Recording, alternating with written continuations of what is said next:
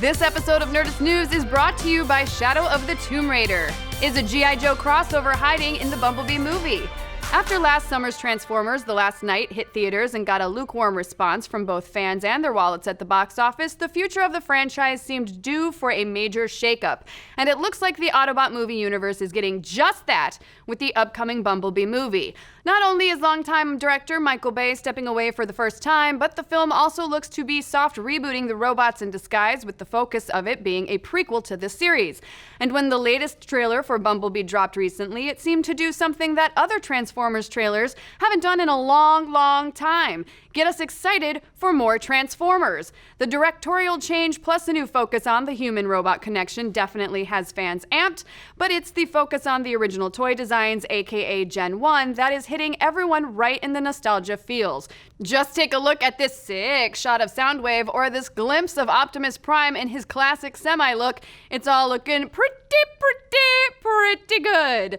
Now the Bumblebee movie is set up to be a prequel, but a lot of fans are speculating that Hasbro and Paramount are eyeing another direction with the film that will bring us closer to having the Hasbro cinematic universe we all deserve. Fans are speculating that the Bumblebee movie will feature a tie-in with G.I. Joe. Now, there's not a ton of evidence for this, but let's break it down because it's an interesting theory. The basic idea is that John Cena's character, Agent Burns of Section 7, is a sort of proto-version of the G.I. Joe Duke.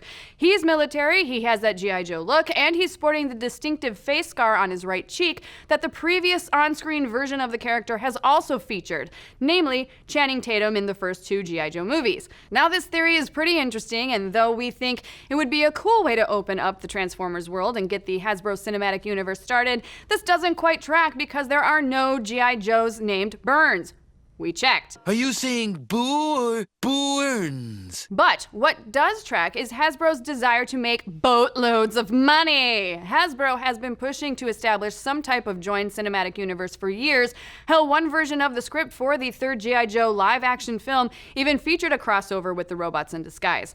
And though we're a little burned out on the concept of shared cinematic universes, a universe featuring G.I. Joe, Transformers, and Mask wouldn't just make financial sense, it'd also be really friggin' cool. In fact, we're so on board for the idea of the Bumblebee movie tying in G.I. Joe that even if that wasn't Hasbro's intent, we think they should add in some end credits scene to make it all canon, because come on, who wouldn't want to see a film that features Snake Eyes riding shotgun in Optimus Prime, or Dwayne Johnson's Roadblock and the Autobot Grapple going over a battle plan, or Megatron teaming up with the universe's greatest evil, a Furby?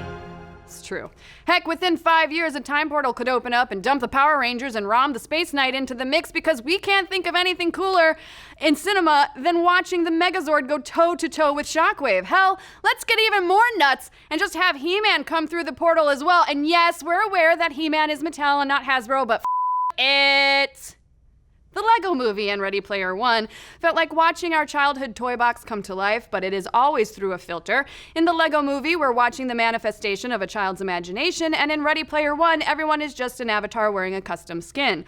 With this combined Hasbro cinematic universe, we could see the actual characters teaming up and battling it out, and there's something super cool about that. Though we won't know for sure if this G.I. Joe crossover is legit until Bumblebee hits theaters in December, and this is all speculation, we really hope this isn't just a rumor, because it would be awesome. But what do you folks think? Do you think John Cena is secretly a member of G.I. Joe? Would you be excited about a Hasbro cinematic universe? And would you be disappointed if G.I. Joe 3 doesn't feature a cameo from former WWF champion and real-life G.I. Joe Sergeant Slaughter? Because we know we would. Let's discuss. Thanks again to Square Enix's Shadow of the Tomb Raider, which is out today. Experience Lara Croft's defining moment as she becomes the Tomb Raider she was destined to be. Shadow of the Tomb Raider features a hidden city with tons of locals to interact with, hidden crypts, and loads of side quests. To outwit and outmaneuver her enemies, Lara must become one with the jungle, become a master of stealthy takedowns, and learn environmental camouflage. Shadow of the Tomb Raider is available now for Xbox One, PS4, and PC wherever games are sold.